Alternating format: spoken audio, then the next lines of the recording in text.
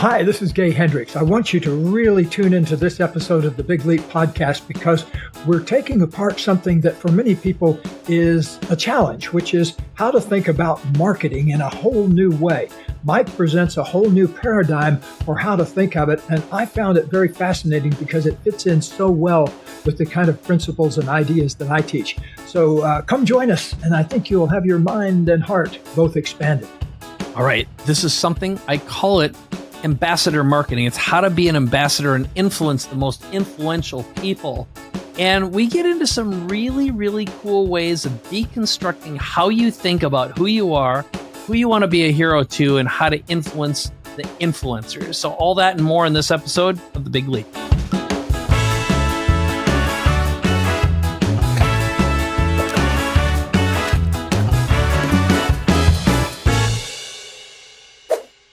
All right, Gay, this is a really exciting idea and a concept, something I call the ambassador model. And the way I'd like to frame it is imagine for a moment that you had a certain type of person that you wanted to reach, either with your books or your business, whatever it is. And instead of marketing to tens of thousands or hundreds of thousands of people, you could find just one person who, with their recommendation alone, could bring you all the clients, all the customers, all the followers you could ever maintain for the rest of your professional career. How would that feel? Wow. Well, it's a brand new model, and I'm very interested in it because it fits so well with a lot of the things that I teach. And I'm very interested. One of the things I appreciate about your mind, Mike, is the way you're able to kind of take things apart and make really complicated things really simple. I'm in that line of work myself. That's one of my superpowers, is to take really big things like how to make a big leap or how to love yourself or how to be in the world in a way that allows you to have everything you want and need. Those kinds of things are in the sweet spot of what I teach also. And this new model, I think, has some real advantage for helping people shape their thinking so that it saves them a lot of time and energy. So that's kind of the big payoff. And let's dive right into it. Okay, great. So we're going to do this both for viewers and listeners. So if you're a listener, I'm going to do my best to paint the picture that I'm going to draw on screen today. But I'm going to begin with something to look at. So basically, if you imagine for a moment, circle number one, and we're going to end up with 4 circles. They're concentric circles, kind of like a target. There's a bullseye. So the one in the middle represents your perfect ideal customer. Okay, so I'm going to put CUST in the center. And the other idea here is, who do you want to be a hero to? And just for the sake of our audience today, because we can't ask everyone, I'm going to say to you, Gay, you got a brand new book that just came out. But if I were going to have you answer, who do you want to be a hero to? What would your response be to that? I want to be a hero to every transformationally minded person in the world, a person who wakes up one day and says, hey, I think I'd like to get out from under my limitations and bring forth my highest potential, what I call your genius. And there are lots of them. I get email from hundreds of them every day, but I know that there are millions and even billions more out there that we haven't touched yet. But that's my ideal person I want to be a hero to. Great. So we're going to call them transformational entrepreneurs. Is that okay Perfect. to frame it that way? Okay. Yeah. Business minded, either they want to start a business around that expansive mindset. And so the next question I would have, and the next circle we're going to draw here, is we've got the hero in the middle. What affinity groups might they belong to? And when we say affinity group, it could be a Facebook group. It could be a magazine they listen to. It could be a show they watch. It could be a podcast they listen to. But if you were going to guess for a moment that affinity group belongs to or trusts a specific, in this case, the hero trusts an affinity group, what pops into your head? that they might belong to, where there might be a bunch of these transformationally minded entrepreneurs inside? Yes, well, I speak to groups all the time like that. I just spoke to a group um, that has 1,500 salespeople working for them around Denmark. And so that would be a great example of an affinity group. I also spoke a while back to a couple of network marketing groups that had thousands of people out there. And so that's great because oftentimes they will have everybody buy a copy of The Big Leap. And so I'll be speaking to an informed audience, not just a great audience, but an audience who's primed. So I would say it could be a business. It could be a Facebook group. I spoke recently on an Instagram live to a person. On a person's Instagram that has several 100,000 followers. So that would be another good example of an affinity group. Okay, great. So inside of this, the key thing, and we're going to get to that in a moment, is in this affinity group, there may be multiple. Okay. Now, one thing that we know that we have in common here they're Big Leap book lovers. Okay. And more recently, it could be people who use the book and have that in common. And this is going to be very helpful as we move forward. Now, for someone who doesn't have a platform, the key thing that I just want you to think about is think of a couple groups that own relationships with the kind of people that you want to do business with. So again, that's concentric circle number 2. Now we're going to go out to concentric circle number 3. And these are going to be influencers. Okay. So, in an influencer, if I said to you right now, Gay, who has been responsible for maybe getting you some of the speaking gigs or access to the affinity groups? Okay. So the influencer makes an introduction, the connection. Who might that be? Well, I wouldn't be here without standing up on a stage with Oprah 30 years ago with our book Conscious Loving. Yeah. That was, we went from, before that, I was a university professor. For me, a good bestseller was 500 copies of a clinical psychology textbook, that was read by 500 pairs of graduate students' eyes every year. That was to me a monster bestseller. But, being up on Oprah's stage, suddenly they're taking 10,000 orders an hour for the book, at the publishers, and rather than 500 a year. And so it changed everything in my world, just having one person like that influencer. And we were on other shows as well at that time, but none of them had the impact of Oprah because she was really in the height of her early power at that time. And later on, when we were on the show again, later on in the 90s, it was good, but it didn't have that same monster impact as it had the very first time. For sure. But I want you to get into the now, which is, are there some influencers right now who are connecting you to affinity groups who have been responsible for some of these opportunities, these recent speaking opportunities or gigs that you can pinpoint? Yes. One comes to mind as Jack Canfield. Jack, he's the person who created the Transformational Leadership Council, of which I'm a member. And so just very recently, he made a connection for me that ended up speaking to a very big group of high-level people. Just today, as a matter of fact, oddly enough, his former partner, business partner, Mark Victor Hansen, who wrote those chicken soup books with Jack, emailed me today and told me about a person that has a top 10 business podcast that wanted an introduction to me. And so I immediately connected up with the person. So that'd be a good example of that. Great. Well, that's helpful. So I put on here Oprah, Jack Canfield, and Mark Victor Hansen.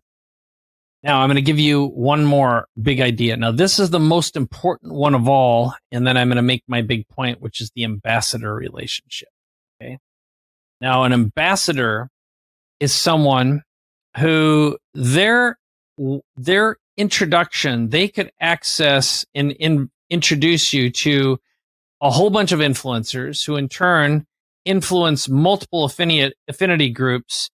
And that ambassador, just their effective endorsement, will give you access to as many customers as you could ever deal with for the rest of your professional career.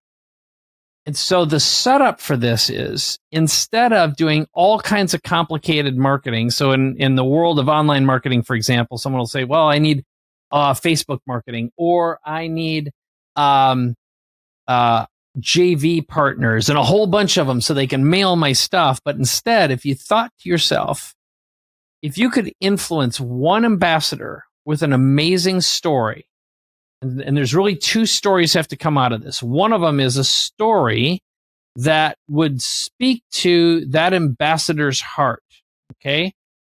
And it would be why they should trust you and want to put their neck on the line for you. In other words, they're going to risk their reputation for you, and they need you to provide them with a perfect hero story. Why? So something they can pass along. So you have to touch the ambassador, and then you have to equip them with the story they can share with the person you want to be a hero to. So the question I would ask you is, right now, you've already had your Oprah, but if there was one person you believe that if you could influence them, they could give you access to multiple influencers, multiple affinity groups that could feed, like become buyers for your books, put lots of people into the Big Leap experience, and whatever other dreams you have that you'd like to come true, who might that ambassador be?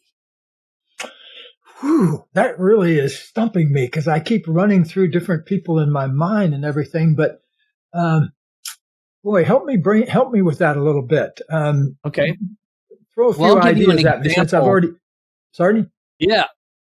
I'll give you an example of a few people that would be fascinating. Like Steven Sinek would be someone. They're in the world of business, or the woman who wrote the books about being vulnerable, Brene Brown.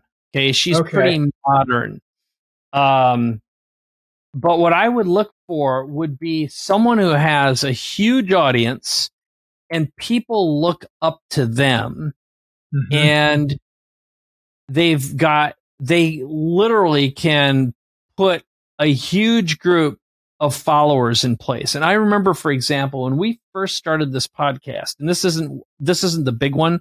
This is more like an influencer, but you were on a podcast. I can't remember which one. And he had a big audience. And on the podcast, you made a specific ask, which was go to iTunes and rate and review our podcast. And we literally got, I think, 400 ratings and reviews from one show. Okay, which, by the way, that's a significant needle mover.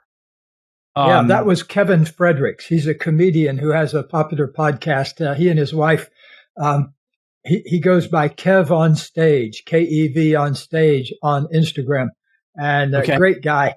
And he and his wife are big fans of the Big Leap. And actually, that's a very interesting one. You should mention him because he and Melissa have other friends who are big in the Black community. Kevin is a Black guy from, I forget where he's from originally. But he's spoken about being from a Nigerian family, I think. But anyway, other comedians had me on their shows later because they follow Kevin because he's very successful in their area. So I see exactly what you mean now. Yeah. Great. And here's the way. So very often, great ambassadors are not necessarily highly visible influencers. They're like producers. So what I like to do, this is a great experiment, is if you think of someone who has an audience, who is an influencer, you literally have to just ask them. So I'd like you to do an exercise with me, and I'll actually Okay. give you this exercise for real, Gay, which is think about some people you know who have sizable platforms, sizable audiences, and you know that just being on their podcast would get more listeners for this show, for example, or more buyers for your book. And ask them and literally just start texting a bunch of them.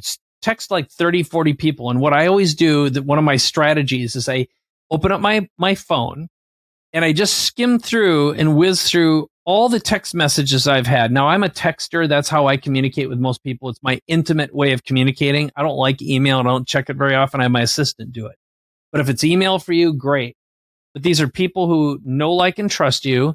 Whiz through, make a list of like 25 or 50 people, which doesn't take long, and then send them a quick text message and ask them this one question, which is, if you were to think right now of someone you really trust, who you see as an influencer, whose content you follow, books you read, and if they make a recommendation, you do it or follow it, who are the top 3 people who pop up in your head? Okay. And you get that list. And what you look for are, what are the commonalities? Because if you find out after sending out 25, and let's say 15 of them get back to you, and 5 of them say it's Brene Brown or whomever, and then you'd say, who do you know who's got a connection with Brene and would be willing to make an introduction? I've got an idea for her. Mm-hmm. And what you do is you look for a warm intro, and if you get, and then the exercise we do is, what's the story? And this requires that you understand their world and their platform. And really, Brene is still an influencer. You want the influencer of influencers. That's the ambassador. But it might be it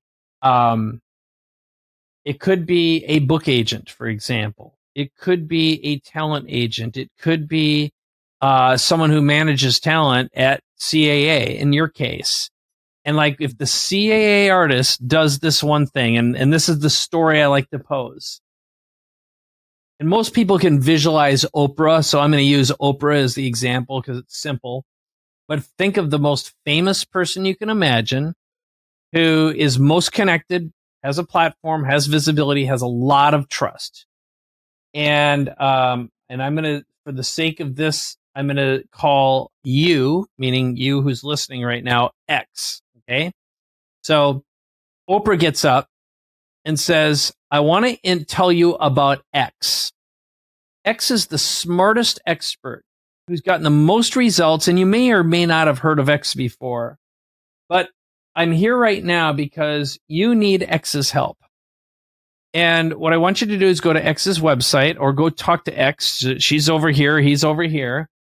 And he's going to give you an opportunity. And I want you to say yes. I don't care what it costs. I don't care what the investment is. You're going to say yes. You're going to write out a check and you're going to do exactly what X says. And I feel so strongly about this that if you don't do this, I don't want you to be part of my audience, part of my group. I don't want you to be part of my environment anymore, because it tells me something about your character. That's how strongly I feel this way. So I'm going to take a half-hour break right now. That's plenty of time to sign up, to register, to go talk, say yes. And when you're done, come back, because I've got something else very important I want to share with you. Okay.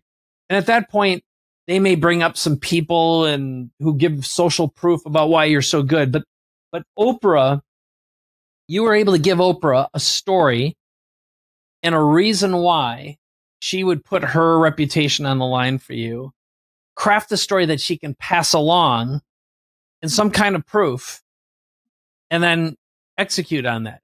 Stake her reputation. So when we go back, Gay, think about this right now. Is there an influencer of influencers? It could be the agent. It could be someone that they all listen to. They might get checks from them. They know that their word is gold. Their reputation is stellar. And they've got enormous stress. And the funny thing is, it often comes from what I call a silent giant, not someone who necessarily has a massive audience themselves, but they're the behind the scenes producer's producer.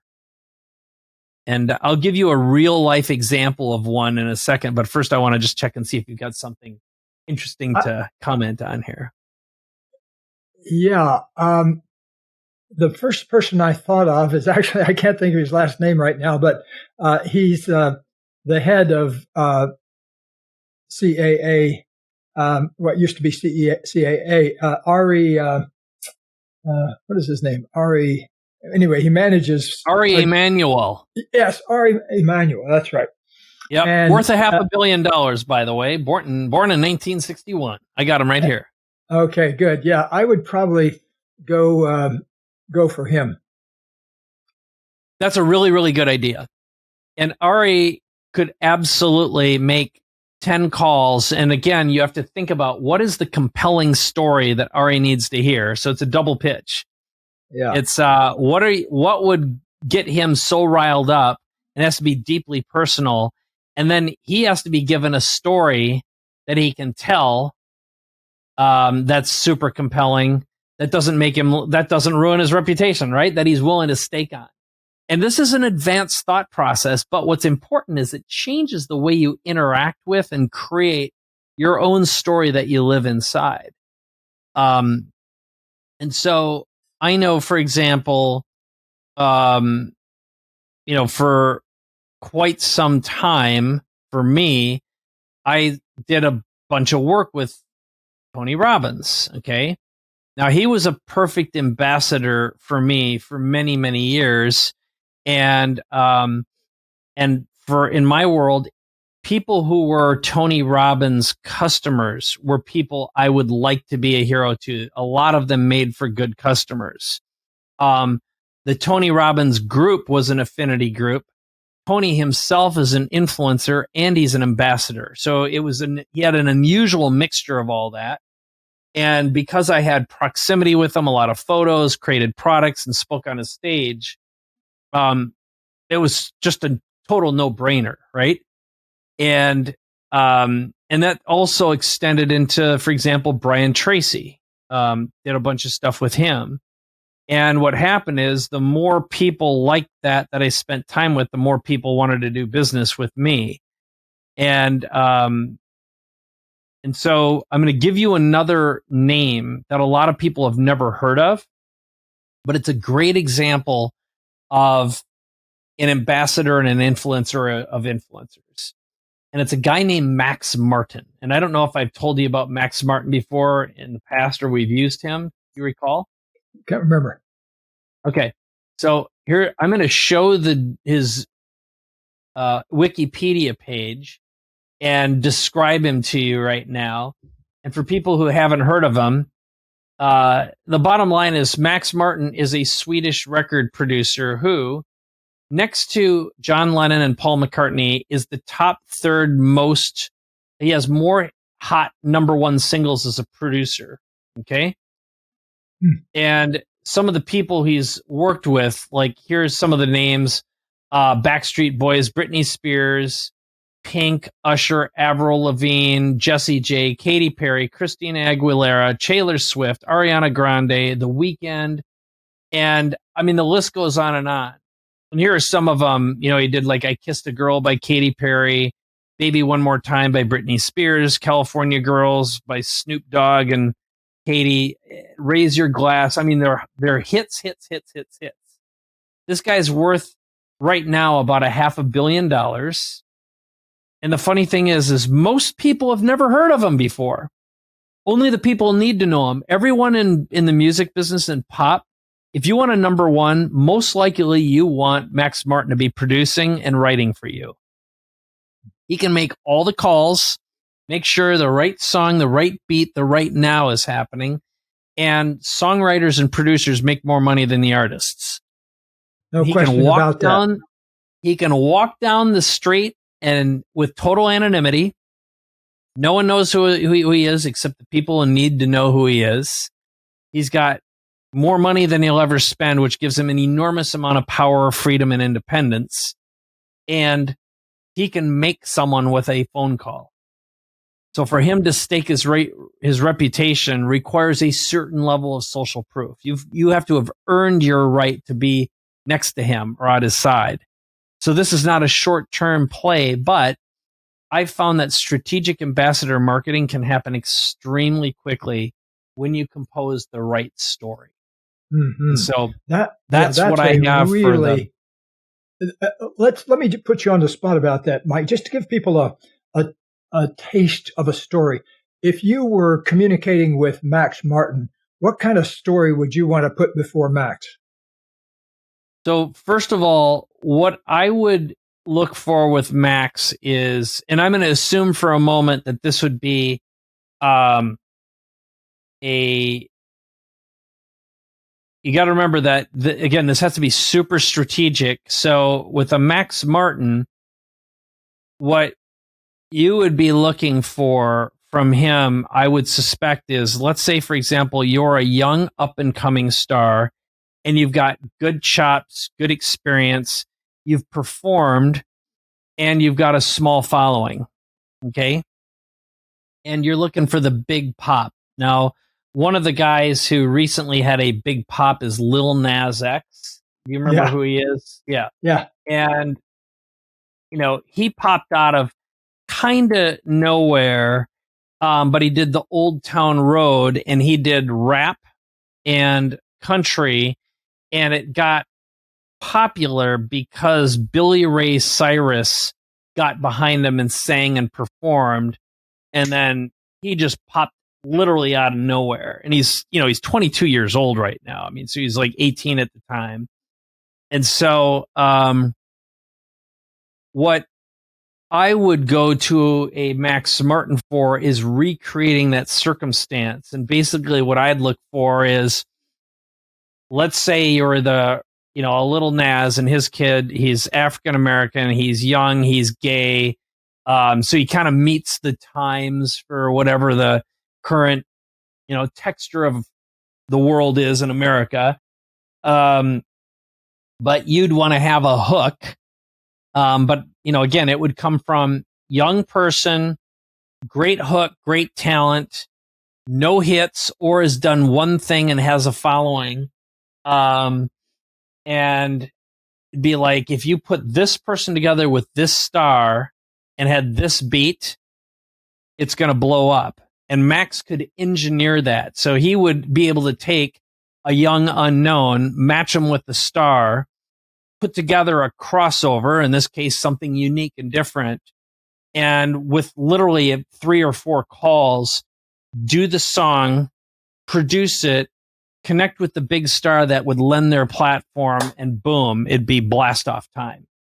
And that's what big producers do, is they are in the right place at the right time with the right combo, and they're leveraging platforms. That's why you see, like, when Johnny Cash came back, um, that was another example of, I got to think of the dude's name, guy who produced, Rick Rubin.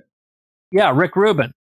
Yep. Yeah, So Rick Rubin did the same thing. And I mean, Johnny Cash was over, he was done, and he figured out a way. And there's a great documentary about Rick Rubin and Johnny Cash and how he resurrected his career.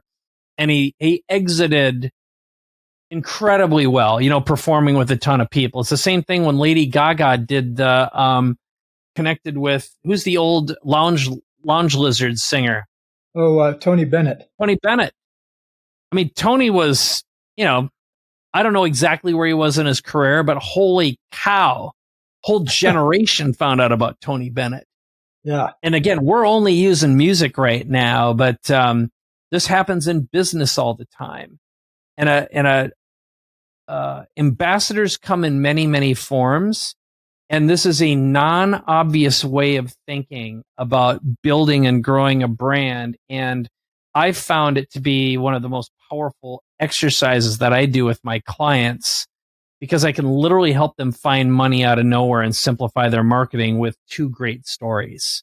that's beautiful. Well, I really appreciate that. I think that it also speaks to a point we've talked about before, that you and Dan Sullivan talk about too, which is focusing on who, not what. Like Yes. who the connection might be that might lead you to the what.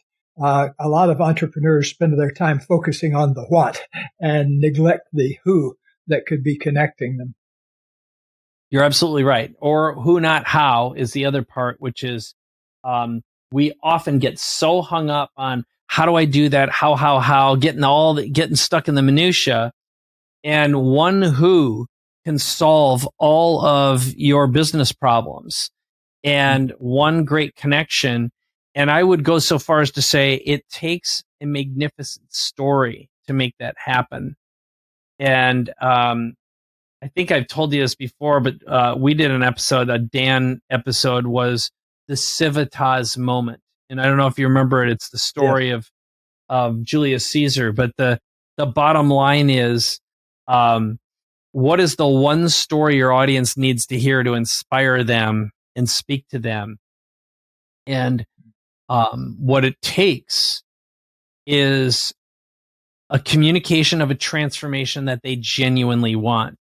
And know that most people are stumbling through life thinking they want one thing, and what they need is something different. The transformation occurs in the what you need, not in what you want, because it's like the old thing. If I only won the lottery, well, we know that 95% of people who win the lottery within 3 years are broke and they're worse off than when they started.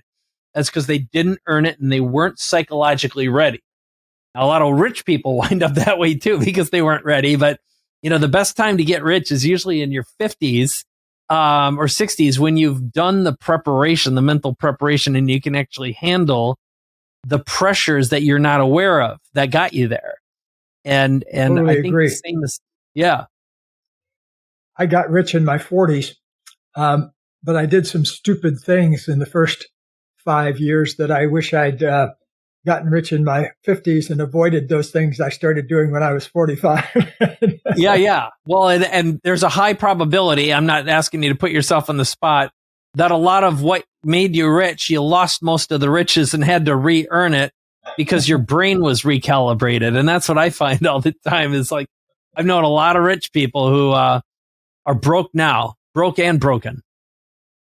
No, I didn't tank my original money, but I almost tanked my marriage by focusing on things that were too much, getting involved in too much work and business and deals, and losing my connection with Katie and the people around me. And I also in those days had an expensive habit, which was an expensive hobby, I should say, which was I collected classic British sports cars and some other British cars like Jaguars and Rolls Royces and things like that. And I realized one day that I was consuming a lot of my time on stuff that wasn't central to my basic happiness in life. And so, they always say that the two best days in a Rolls Royce owner's life is the day he gets it and the day he sells it to the next poor sucker. Yeah, that's right. Yep. Same thing with boats. Well, the 3 F's, right? If it flies, floats, or blanks, rent it, don't buy it. I had not heard that, but I could have benefited from that advice at different times in my life. Oh, my goodness. Well, this has been very useful, Mike. I love things. In a way, what you're talking about here is what I call an algorithm. It's a way of taking a bunch of very complex stuff and boiling it down to several simple moves. And that, to me, that's worth its weight in gold. That's how you and I both got here. And that's how we want our audience to prosper too, by learning those simple little things that cut out a lot of the hassle of being in life and being in business. Yeah. Well, and this is, at this point in time in my life, I am deeply fascinated with two big ideas. The first one of which is mental models. I told you that before we even started recording, which are, what are the structures that we want to teach ourselves to think in, to simplify our thinking and not make dumb mistakes. Okay. And that's really what mental models are about. Charlie Munger is a big fan of those. The second is what are the fewest number of words, the shortest story someone you want to transform needs to hear or see in order to raise their hand and say, I'm in? It's a marketer's paradise, but it's also, if you think about why the greatest masters, the greatest spiritual masters were great spiritual masters, it's because they were profound storytellers. Whether it was Christ or Buddha or Krishna or Muhammad, they went out and motivated people with transformational stories, and the audiences, the crowds, could imagine themselves in that position, and that yields massive power.